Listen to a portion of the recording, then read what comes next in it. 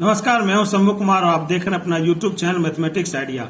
और आज हम एनसीईआरटी मैथमेटिक्स बुक से प्रश्नावली 4 के प्रश्न संख्या 2 के दूसरे प्रश्न को हल करेंगे। तो आइए हम लोग प्रश्न हल करते हैं।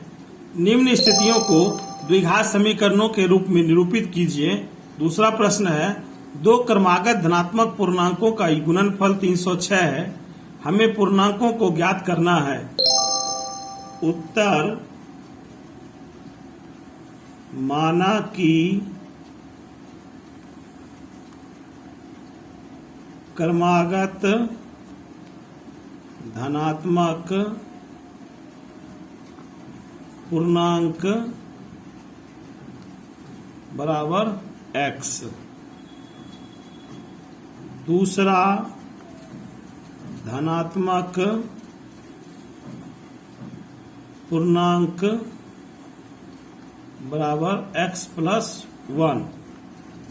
प्रश्न से दो क्रमागत धनात्मक पूर्णांकों का गुणनफल 306 है, तो लिखेंगे दो क्रमागत पूर्णांकों का गुणनफल बराबर 306।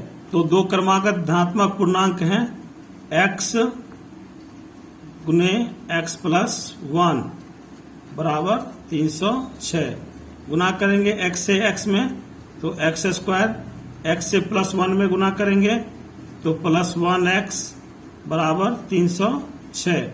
306 को हम लोग बाईं तरफ ले आते हैं तो माइनस में आ जाएगा। इस प्रकार x² +1x माइनस 306 बराबर 0।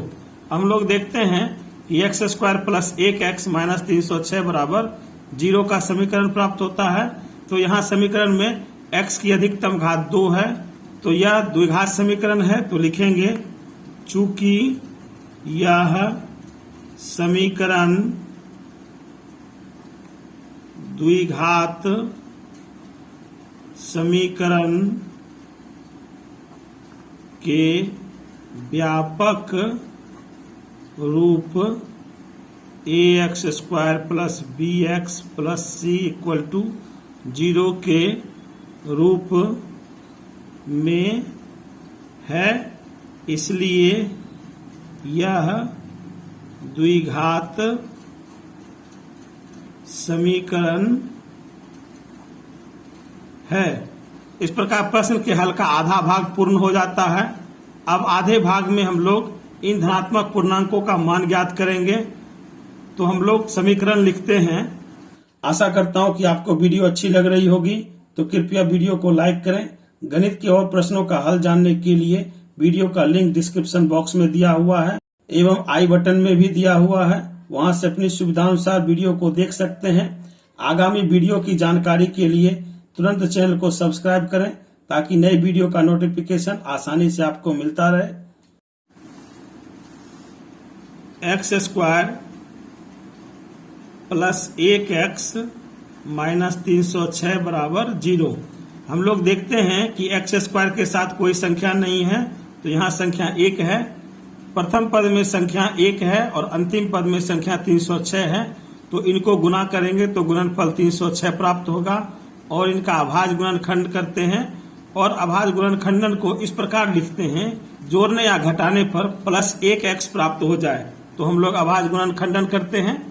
306 का अभाज्य गुणनखंडन करने पर 18 गुने 17 मान प्राप्त होता है, तो 18 में 17 घटाने पर +1 मान प्राप्त हो जाएगा। तो हम लोग इसे x के पदों में लिखेंगे। 1x के लिए हम लोग x के पदों में लिखेंगे +18x माइनस 17x। 18x में 17x घटाएंगे तो +1x प्राप्त हो जाएगा। तो इस प्रकार हम लोग प्रथम और अंतिम पद भी लिख देते हैं।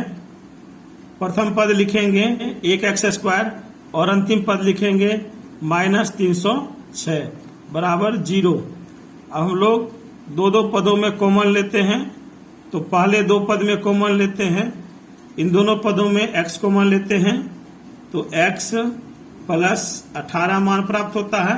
हम लोग जानते हैं कि जब तीसरा पद माइनस हो तो माइनस कॉमन लेंगे और यहाँ पर 17x है और 306 है।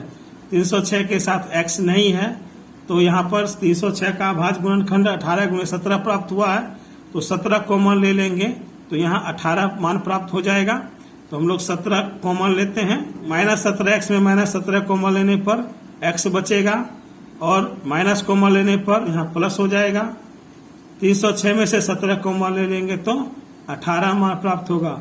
इस प्रकार हमें x + 18 और x + 18 दोनों में समान कॉमन प्राप्त हुआ है, तो हमारा यह प्रश्न सही बन रहा है। अब हम लोग x + 18 कॉमन ले लेते हैं, तो पहले पद में x बच जाएगा और दूसरे पद में -17 बच जाएगा। इस प्रकार x + 18 गुने x - 17 बराबर 0 मान प्राप्त होता है।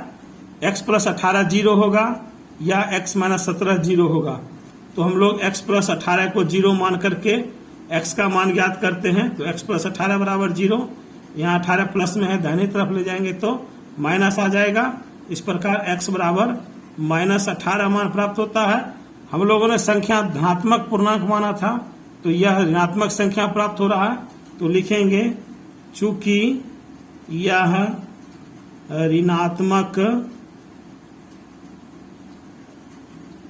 पूर्णांक है, जबकि हमने धनात्मक पूर्णांक x माना था, अतः यह मान संभव नहीं है। अब हम लोग x - 17 बराबर 0 करते हैं। x - 17 बराबर 0, 17 यहाँ माइनस में है, तो दाहिने तरफ ले जाएंगे तो प्लस में आ जाएगा। इस प्रकार x बराबर 17 मान प्राप्त होता है, तो यह धनात्मक संख्या है।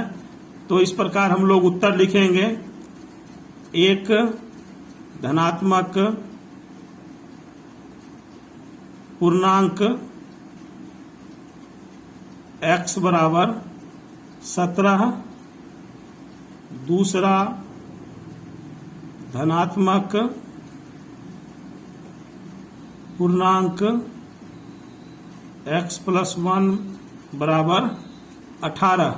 इस प्रकार हमें प्रश्न का उत्तर दो क्रमागत धनात्मक पूर्णांक 17 और 18 मान प्राप्त हो चुका है। इस प्रकार हमें प्रश्न का उत्तर ज्ञात हो चुका है। आशा करता हूं कि आप लोग यह प्रश्न अच्छी तरह से समझ गए होंगे। यदि आपने अभी तक चैनल को सब्सक्राइब नहीं किया तो कृपया चैनल को सब्सक्राइब कर लें, वीडियो को लाइक करें, ज़्यादा से ज़्यादा शेयर करें और वीडियो के बारे में अपनी प्रतिक्रिया कमेंट बॉक्स में अवश्य दें। धन्यवाद।